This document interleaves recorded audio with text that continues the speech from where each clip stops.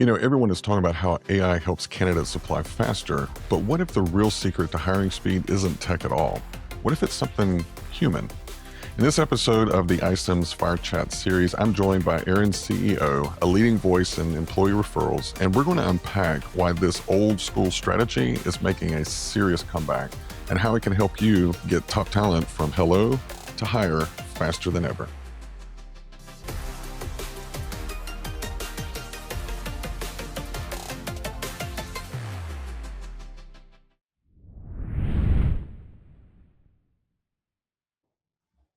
All right, Mike, welcome to the ICIMS Fireside Chat. How are you? I'm great. How are you today? Doing okay, doing okay. Now, I've known you for a while. Do you want to give just kind of a brief introduction of who you are and what your company does? Yeah, absolutely. My name is Mike Stafiej. I am the CEO and founder of ERIN. We're an employee referral platform. So simply put, we help engage employees to participate in referrals and we help automate the process on the other side.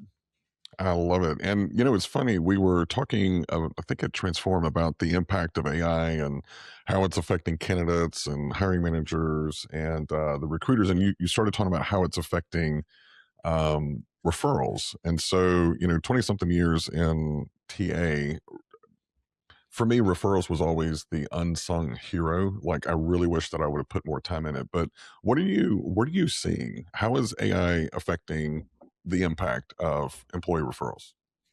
Yeah, it's funny. So I've been doing this for the better part of a decade now. You can see it coming in right there. That little guy right Yeah, I can see there. That wasn't there a couple of years ago. it. But it's funny. Referrals is like the status quo item, right? Like Mhm. everybody's familiar with it. They knew they could probably do better. Every now and then they dust it off and they check it out. But in today's modern era with talent acquisition, it's now taking in like a little bit new of a life form, and that's because not only like what is old is now new, but in this era of like AI applicants, any human connection is being valued more. And quick disclaimer before I go on my rants, I'm all AI. Like everything I do is AI. Like I don't even think for myself anymore. Like so, You've outsourced from it, a right? business perspective, personal perspective, Yeah. like everything about me is AI. However, when we're in this world where it's very quickly 10,000 applicants per job, and then we got to screen out those applicants, all because the AI is pumping it up on this side and the AI is pumping it down on this side. Like valuing that human connection in any way gets extra points in the process, right? And the reason for that is because it usually reflects quality, quantity, speed, right? Because you're able to skip a few steps. There's already some level of vetting that's happening. So it's interesting to watch kind of like the impact of AI bring up these kind of more traditional methods. And at the same time, though, teams are getting crushed, right? Meaning that they have Right. less resources, less ability to do anything manual. So that's been a good thing for us because of that automation side. We've been able to like kind of benefit from less resources, but also from the problems of AI. Not that AI is a problem. Well, and it kind of makes sense, especially if you think of all the noise around candidate fraud. And I know this morning I read something about overemployed. And whenever I was like, I've always felt overemployed, then I realized what it meant. It meant someone working two jobs getting Yeah. paid full time. So, there's a lot of concern around it. And it does make sense that with all the noise around technology, it's like, let's go back to something that's human based. And it kind of makes sense. I mean, if you have one of your higher performers referring someone to work in the organization, like, just common sense would say that person, that referral should go to the front of the line, right? Yeah, and not this is a stretch, but like there's a like millennials are bringing back like digital formats and analog formats because like we're sick of streaming services and all this other Right. stuff, right? So like Right. DVDs are now coming back. It's kind of like the same thing, right? Like I not maybe it's happening. VHS tapes, all those Disney VHS tapes you used to have back in the day are going to come Interesting. back in. Okay. But because people are getting crushed for streaming service fees Right. and all this, like all these advancements that we've made, we're kind of like going back to the basics on some things. Um, so just like a little comparison to this scenario where like referrals they're real, they're legit. and we know exactly what to expect from them, right? So everybody, whether you're in talent acquisition or not, appreciates a referral hire or even just a referral interview, right? Right. Because you kind of know what you're getting into. There's some level of trust that's been built up before that, even just from a small connection, right? So Yeah. it's funny as we get like over tech, we're like going back to the basics becomes like a real thing. Now at the same time, you cannot require more manual processes, and you still have to stay efficient. So maybe to segue slightly, like one thing that we've been able to do is leverage AI to replicate some of the manual work that has been done around referrals instead. So what I mean by that is when you're hiring, nobody likes the whole, hey, here's the 500 jobs we added last week, and you send that out to Right. 20,000 employees. Nobody reads that email. Like not even the people that send it read it, right? So, but what people do appreciate in the referral world is your manager saying, "Hey, we're hiring for somebody on the team. Can you and the other people on the team refer people that you think would be good for the role?" Right. So what we've been able to do is actually leverage AI to match employees to those types of jobs, and then have a scoring system on top of it based on previous performance and all of that, and around the referrals, and then do that personalized reach out engagement, so that instead of bugging everybody about every job, like once or twice a month, we can say, "Hey, Trent, we know you know somebody that's going to be great for this marketing team. Can you give us a name?" One click submit, and then back to work, right? So even in this like anti AI pitch, there is AI that still benefits us in this setup. So I want to go one step deeper on the AI. Is there a way that AI could be used to, I don't know, like improve employee referrals or maybe improve the quality outside of the example that you just gave? Yeah, the one thing I like watching all the lawsuits play out because it helps me like avoid what I'm going to do next from a product perspective. Like so There's a silver one lining. one stance we have right now, at least in the current era, is that we don't want to use AI to make decisions in any way. We want to make AI to automate tasks, right? Use AI to automate tasks. So in that example that I just gave, like rather than having somebody that has to like kind of put together all these individual campaigns and figure out who to reach to, we just do it automatically, right? So we're able to use AI to say these people are a good fit for that communication. Let's reach out to them. We are doing that on the internal mobility and on the candidate side as well. So one thing that we've added is like when I refer you to a job, that's great, but we might have four other jobs that you're a good fit for as well. So as soon as they accept, we can get enough information about the candidate to then recommend other jobs that they apply to. Oh, wow. Um, so just focusing a little bit more on not just the action from the employee, which is the first part, but also the conversion, right?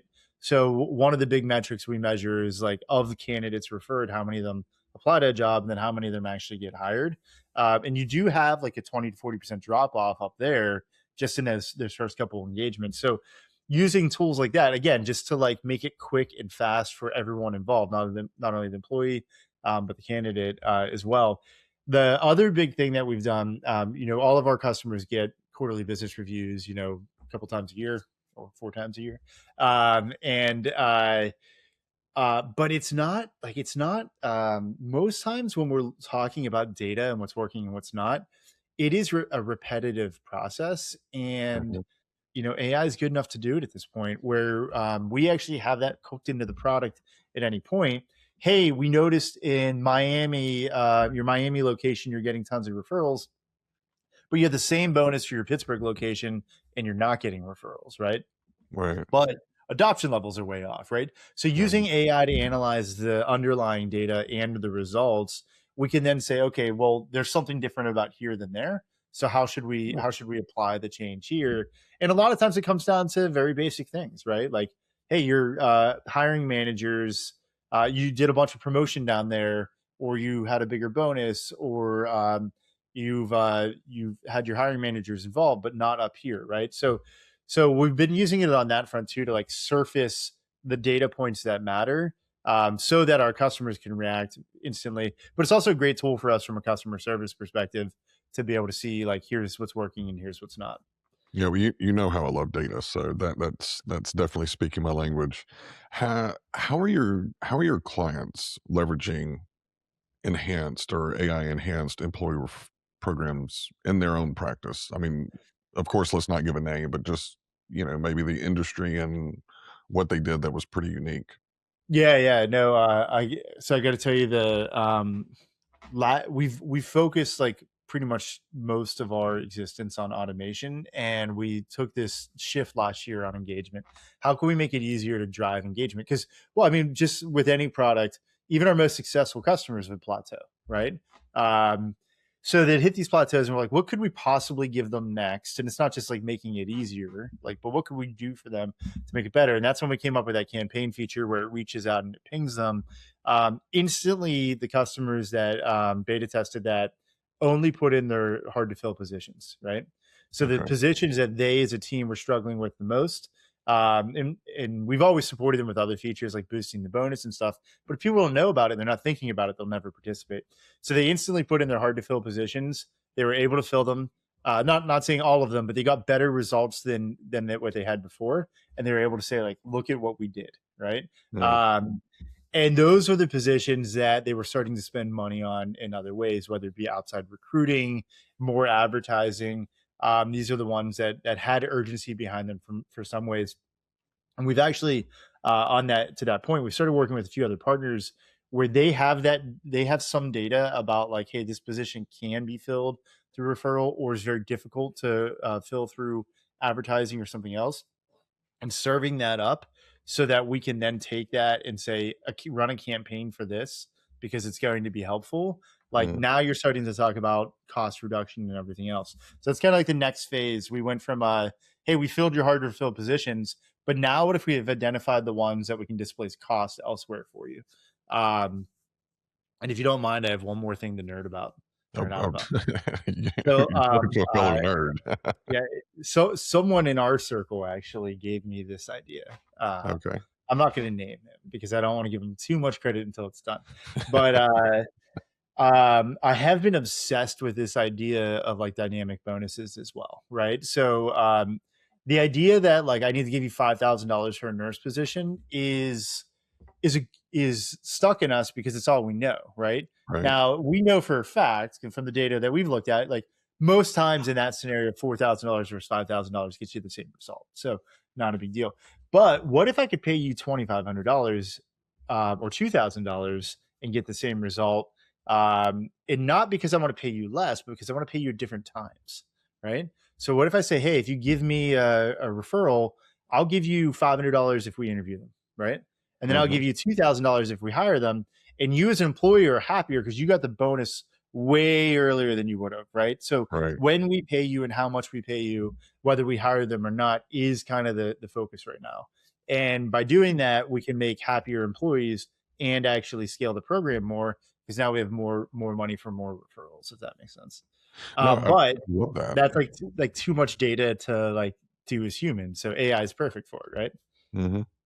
No, and I like that because I think one of the one of the things I found trying to really double down on employee referrals, we would get this influx, and then the employees that were the best referrers, they just kind of got tired of the black hole. It's like, they were trying to keep up with the recruiter. Where are they in the process? So I think that, kind of having this on the spot payout based on the different stages keeps that employee engaged to help also kind of do some selling, because especially if this is a really hot candidate, they may have multiple offers. So having that employee kind of being that that little voice in their ear, like what's his name on Worm Tongue, kind of going, hey, this is what's going on, but also giving some additional 360 feedback to the recruiter on where the candidate is. I love that idea. Yeah, especially with like the younger workforce, right? Or Hmm. the newer employees. Like think about just like video in our lives. We've had to take video from like 30-minute clips down to 3-minute clips, down to 60 seconds, down to like Right. 15 seconds.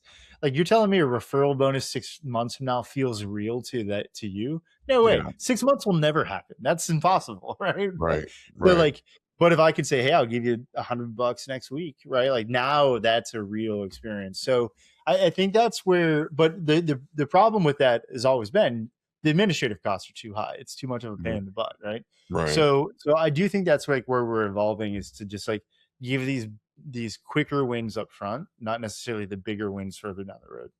Mm. Well, and it makes sense because like when you're crafting like a sales incentive plan, you have incentives for different stages of the game because you want to keep that person bringing business in. It would make sense that you would apply that same logic to employee referrals. That's Yeah, awesome. exactly. And you can keep them, because the big thing you mentioned, the black hole, that black hole happens at many different times, Mhm. but also just like when you think about your traditional experience, it's here's a name and then you're done. Like you don't, the employee has no other responsibility after Right. that, right? Right. They don't get any updates. They don't have to do anything. So like by keeping them like, oh, hey, here's your updates, and then here's your first payment. Here's your Mhm. second payment. Here's your third payment. Now they're thinking about talent acquisition and they're staying involved. They haven't just moved on, right? So Yeah. it's that ongoing engagement too, like you said, like kind of like a sales plan. Like, hey, we don't just want this one, we want this one down here too. I love that. All right, so let's bring it home. If someone is listening to this and they want to take another stab at creating that employee referral channel, what's one piece of advice that you'd offer? Yeah, I'd say the simple is better. I've seen some weird policies. And in the right, at the same time, the right incentives matter as well. It's not Mhm. always the bigger is better, but it's the right incentives. They need to be able to understand this, and they need to be able to care about it, right? So like, I mean, a simple test, a simple sanity check is, if you make your policy, I should be able to explain it to you in a way that you understand. You don't have a bunch of questions, because if you have questions, you're not going to ask them. Like in a big company, Right. like you're just like, okay, that's cool, and then you're going to move on and do your job, Mhm. right? Right. So I should be able to say it to you, and it should say, "That's cool. I want that." Like that. Like Mhm. that's the response an employee should have. Like I want to earn that. I want to get that thing you just told me about. So if you can't pitch it to like your typical employee, where they don't give you that response, you're done. Like, because they're not ever going to go back and find that PDF that you tried to explain to them. And I have talent acquisition people that can't explain to me their own policies, right? Yeah. So yeah, like it's just starts with the policy, and that policy should be driven by the types of hires you have, and it should be driven by the results that you want. Like quality versus quantity is two different games, right? Mhm. So it's, there's no one size fits all for everybody, but it always comes down to that policy, easy to understand, and the right incentives. Love it. So if people want to connect with you, where can they find you? You can check us out on erinapp.com, ERIN, not AARON, ERINAPP.com. Awesome. Awesome. And if you're at a conference, look for the red shoes and Look follow for the the red red shoes to the shoes. booth. Are you going to wear yours next time? I have my pair and I love them. Okay. We might need to refresh them with the 2026 edition. So I'm down. I'm down. Well, Mike, thanks for coming on. This is a fascinating topic. cool. Thanks, Trent.